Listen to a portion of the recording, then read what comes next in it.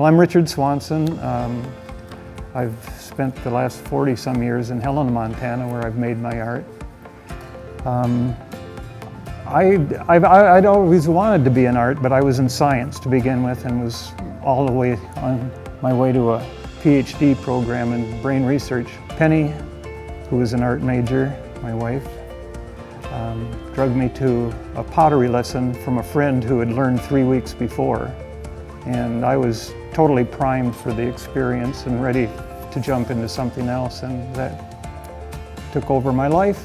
And we started planning everything around making pots in the studio and having our own studio.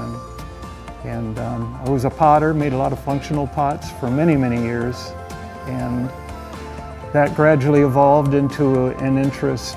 Well, it was an easy introduction for me to art and making art, but I started exploring other materials, from straw to barbed wire to cockleburrs, and bringing those materials to my studio and seeing what they wanted to do, but also trying to make them do something surprising for anybody who was viewing what I was making, or making installations of these materials that jumped off of the walls and rose up from the floor and came down from the ceiling.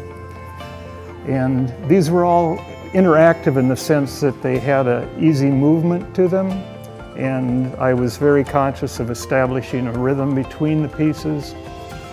And I think that's the kind of underlying thing when you see the rest of my art.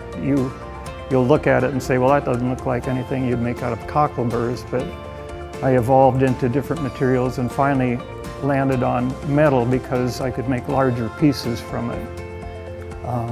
Most of the pieces in this show are small, which is a very big departure for me. My metal pieces have tended to be large, and that was the primary reason I was making work out of steel. The way I develop these, well, first of all, there's a lot of rhythm and line and color, obviously, and so just the sense of whimsy and the fact that it doesn't have to make sense. That's how literal it is when I draw it. And things will change a little bit, and obviously when I go to make the piece, I have to be aware that, okay, this is a three-dimensional piece. I want it to be interesting from this angle, all angles, but it still retains a certain two-dimensionality in the sense that you can recognize it in the drawing.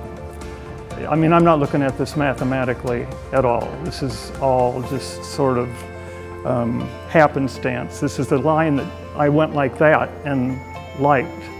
So it wasn't like, no, I got to go this direction. What I'm trying to do is put my own stamp on this.